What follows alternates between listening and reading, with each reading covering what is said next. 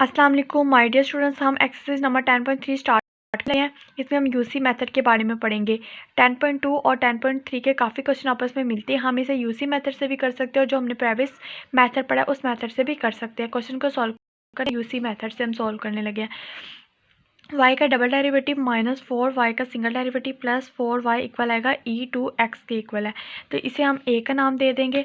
ये हमारे पास double derivative यानी d/2 आ जाएगा -4 और ये सिंगल डेरिवेटिव है +4 और इक्वेशन के मुताबिक जहाँ जहाँ पे डी है वहाँ पे m पुट कर देंगे। तो यहाँ पे m आ जाएगा। इसकी फैक्टराइजेशन बहुत ज़्यादा इजी है। तो -2m तो क्या हो जाएगा -4m हो जाएगा और मल्टीप्लाई देंगे तो 4 आ जाएगा। इसमें से m कॉमन आ रहा है, यहाँ से 2 कॉमन आ रहा था, यहाँ से हमने 2 कॉमन लिया। m-2 और m-2 यहाँ पे m की दो वैल्यूज आ गई। दोनों वैल्यूज हमारे पास सेम है तो हम लिखेंगे वाई सी कैसे बनेगा। वाई सी इक्वल आएगा c1 + c2 e2x इक्वल। अब हमने वाई पी फाइंड करना है। तो इसमें वाई पी फाइंड करने का हमारे पास ये तरीका होता है कि x के ऊपर कोई भी पावर आपने लगानी है, ठीक है। और यहाँ पे इसके मुताबिक जो हमारे पास गिवन क्वेश्चन होता है उसके मुताबिक यहाँ पे e2x आ जाएगा और इसके साथ कोई वैल्यू नहीं मौजूद। तो हम यहाँ पे एक कॉन्स्टेंट यानी a ले लेंगे और ये यहाँ पे x और यहाँ पे k आ जाएगा। अब हमने k की जगह पे 0 पुट करेंगे, लेकिन हम ये चेक करेंगे कि ये जो वाई पी की यहाँ पे वैल्यू है वो वाई सी के साथ ना हो। जिस तरह अगर हम यहाँ पे 0 लगाते हैं तो a, e और 2x है। तो यहाँ पे हमारे पास है जी, यहाँ पे ये देखिए हमारे पास एक कांस्टेंट और e2x मौजूद है। तो यहाँ पे हम 0 नहीं लगा सकते। अगर हम यहाँ पे 1 लगाएं इस जगह पर तो x k की वैल्यू 1 आ जाएगी। a, e और 2 यहाँ पे 1 है तो a, e, 2 ये देखिए c की जो एक कांस्टेंट x है ये भी वैल्यू नहीं आ सकती। अब हम यहाँ पे 2 पुट करेंगे k की जगह पर 2 पुट करेंगे तो हमारे पास y जैसी वैल्यू नहीं आएगी। तो ये जब हमने 0 और 1 पुट किया दोनों में क्या y फेल हो चुका है। अब हम वाई पी मालूम करने के लिए k की जगह पे 2 लिखेंगे। जब हम k की जगह पे 2 लिखेंगे तो हमारे पास ये चीज़ आ जाएगी। वाई पी किसकी इक्वल आ जाएगा x की 2। यहाँ पे हम कांस्टेंट कोई भी लगाते हैं जो कि इसके साथ मौजूद होना चाहिए और e2x ये वाला होना चाहिए। यहाँ पे जो भी वैल्यू होगी वो एज इट इज़ आएगी और जो भी यहाँ पे लिखा होगा वहाँ पे अगर यहाँ पे कुछ भी नहीं लिखा तो इसके साथ हमने एक आ चुका है।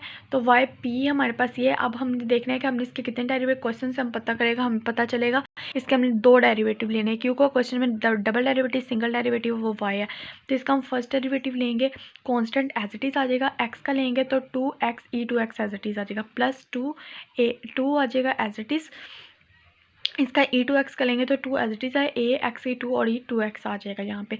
इसका फिर दोबारा डेरिवेटिव लेंगे, a एज इट इज़ है तो 2 e2x है, x का लेंगे तो 1 आ जाएगा। उसके बाद हम e2x का लेंगे तो यहाँ पे 4 आ जाएगा, 4 e2x और a आ जाएगा।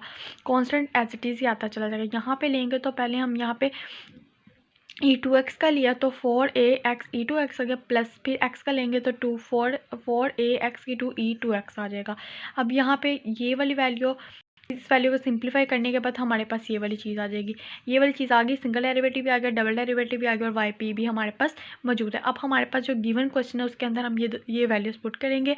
ये हमारे पास गिवन क्वेश्चन है, इसके अंदर मैंने वैल्यूज़ पुट कर दी हैं कि डबल डेरिवेटिव -4 y का सिंगल डेरिवेटिव +4 और y इक्वल है e2x के। यहाँ से e2x कॉमन ले लेंगे और ये सारी वैल्यू को अंदर रखेंगे, इनको आपस में सिंप्लीफाई करेंगे। ये कटिंग हो रही है, वैल्यूज कटिंग करने के बाद e2x इसके इक्वल आ जाएगा। ये सारी वैल्यूज को कटिंग करके सिर्फ 2a ही हमारे पास यहाँ मुझे, क्योंकि e2x और e2x भी कटिंग हो गया तो 2a किसके इक्वल आ गया 1 के। यहाँ से a की वैल्यू क्या है 1/2 आ चुकी है। अब हमारे पास जो वाई पी है जिसे हमने इक्वेशन नंबर 1 का नाम दिया हुआ था, इक्वेशन नंबर 2 है, ये इक्वेशन नंबर 1 है, लेकिन यहाँ पे हमने k की जगह पे 2 पुट कर दिया तो ये हमारे पे इक्वेशन नंबर 2 है। तो हमारे पास जो इक्वेशन नंबर 2 यानी वाई पे किसकी a की वैल्यू हमें फाइंड हो चुकी है। तो यहाँ पे हम लिखेंगे 1/2 x की 2 और e2x आ जाएगा यहाँ पे। यानी हमने a की वैल्यू मालूम करनी है, जो कॉन्स्टेंट है उसकी वैल्यू हमने मालूम करनी है। a की वैल्यू हमने मालूम करके इसके अंदर पुट कर दी, वाई सी भी हमारे पास मौजूद है और वाई पी भी मौजूद है। लिखेंगे इन जनरल सोल्यूशन के मुताबिक वाई सी प्लस वाई पी आ जाएगा। अब नेक्स्ट क्वेश्चन नंबर 2 सॉल्व करेंगे। y का डबल डेरिवेटिव +2 y का सिंगल डेरिवेटिव +5 y इक्वल आएगा 6 sin 2x + 7 cos 2x आ जाएगा। y का डबल डेरिवेटिव करेंगे पहले तो इसको ये एफ डी वाई को सॉल्व करेंगे तो यहाँ पे क्या d की 2 आ जाएगा +2 dy + 5y इक्वल आएगा 0 के 6 sin x + 5 कि cos 2x as it is आ जाएगा। एक्सिलरी इक्वेशन के मुताबिक जहाँ जहाँ पे d है वहाँ पे आपने क्या करना है, m को पुट कर देना है। m को पुट करेंगे उसके बाद हमारे पास ये इक्वेशन आ जाएगी। इसकी फैक्टराइजेशन नहीं हो सकती, हम इसमें कोऑर्डिनेटिव फार्मूला लगाएंगे। m किसके इक्वल आता है, m इक्वल आता है ये m का फार्मूला ये m minus B plus minus under root B की 2 माइनस 4ac ओवर 2a, ये हमारे पास इसका फॉर्मूला होता है। यहाँ पे मैंने वैल्यूज़ पुट कर दिया है। वैल्यूज़ पुट करने के बाद मेरे पास ये वाली इक्वेशन आ गई है। अब मेरे पास एक रियल पार्ट और एक इमेजिनरी पार्ट है। ये मेरे पास रियल पार्ट है, ये इमेजिनरी पार्ट है। मैंने आपको कहा था कि जब भी रियल और इमेजिनरी आपने उसको इस तरह से लिखना है कि जो आपके पास रियल पार्ट है वो आपने ई की पावर में लिख देना, यानी ई माइनस एक्स, और जो इसका इमेजिनरी पार्ट है यानी जिसके साथ आयोटा आता है वो आपने cos 2x और sin 2x में लिख देना है। इस तरह हमने वाई सी को मालूम कर लिया। अब वाई पी को मालूम करना है, तो वाई पी इक्वल किसके आएगा, एक्स के इक्वल आ जाएगा, एक्स के इक्वल आ जाएगा, और ए साइन 2x प्लस बी कोस 2x आ जाएगा, साइन 2x आ जाएगा।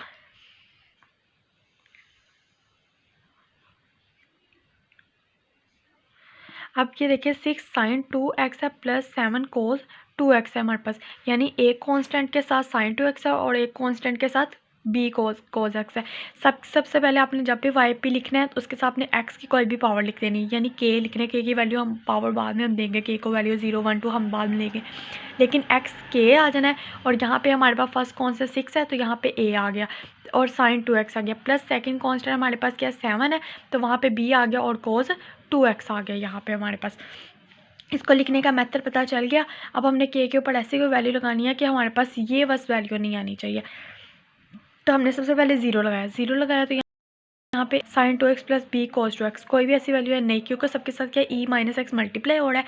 और यहाँ पे जब अगर वाई पी निकालेंगे तो हमारे पास यहाँ पे ऐसा कोई भी सीन नहीं आ रहा, यानी इसके साथ भी ई माइनस एक्स नहीं आ रहा इसके साथ, यानी यहाँ पे हम 0 लगा सकते हो। तो फेल किया हमारा जो टेस्ट है वो बिल्कुल ठीक हमने किया, यानी के की जगह पे 0 आ सकता है। अब हमने वाई पी मालूम कर लिया। अब हमने क्या करना है, अब हमारे पास दो कांस्टेंट ए और बी, हमने इनकी वैल्यूज़ फाइंड करनी है। तो सबसे पहले हम फर्स्ट डेरिवेटिव लेंगे। फर्स्ट डेरिवेटिव लेंगे तो 2 स्टार्ट में आ जाएगा और साइन का डेरिवेटिव क्या होता है cos 2x, यहाँ पे b आ जाएगा और cos का डेरिवेटिव के 2 स्टार्ट में आ जाएगा और cos का डेरिवेटिव माइनस साइन 2x के इक्वल आता है। अब इसका डबल डेरिवेटिव लेंगे। डबल डेरिवेटिव लेंगे तो 2a एज इट इज़ रहेगा, cos का डेरिवेटिव माइनस 2 साइन 2x के इक्वल आता है, तो 2 2 the 4 minus 4a sign 2x हो जाएगा। यहाँ पे माइनस आ जाएगा 2b है तो इसका लेंगे तो 2 स्टार्ट में आ जाएगा और साइन 2x का क्या होगा cos 2x आ जाएगा। अब फर्स्ट डेरिवेटिव मालूम कर लिया, सेकंड डेरिवेटिव पुट कर लिया। अब हमारे पास गिवन इक्वेशन नंबर 1 है, यानी जो भी हमें क्वेश्चन दिया जाता है उसमें हम ये वैल्यू सारी पुट करते हैं। मैंने इसमें सारी वैल्यूज पुट कर ली। अब मैं इसको सिंप्लीफाई किया, मैंने इसको यहाँ पे इसका सेकंड डेरिवेटिव था प्लस 5y था equal 6 sign 2x plus 7 cos 2x था। ये एज इट इज़ आ गई, इनको अंदर मल्टीप्लाई किया, इनको भी अंदर मल्टीप्लाई किया तो हमारे पास ये वैल्यू आ गई। अब यहाँ से साइन 2x और यहाँ पे क्या cos 2x है यहाँ पे, तो इन सारी वैल्यू में से साइन 2x इसमें से आ रहा था और यहाँ पे किसमें cos 2x इसमें से आ रहा था। अब साइन 2x से अब हम कंपेयरिंग करेंगे, कोफिशिएंट्स को कंपेयर करेंगे तो साइन 2x वाले कंपेयर ये है तो a माइनस 4b किसके इक्वल आएगा 6 के इक्वल आ जाएगा, और 4a प्लस b किसके इक्वल आ जाएगा 7 के इक्वल आएगा। हमारे पास दो इक्वेशंस आ चुकी हैं। ये दो इक्वेशन मैंने यहाँ पे लिख दी, a माइनस 4b और नीचे मैंने ये देखिए मैंने इस तरह से किया है a माइनस 4b इक्वल आएगा 6 के और 4a प्लस b इक्वल आएगा 7 के। ये मैंने इक्वेशन नंबर 1 है, ये मेरे पास इक्वेशन नंबर 2 है। यहाँ पे मैंने इसको सॉल्व करने के लिए मैंने यहाँ पे इसको जो हमारे पास इक्वेशन नंबर 2 उसको मैंने 4 के साथ मल्टीप्लाई कर दिया।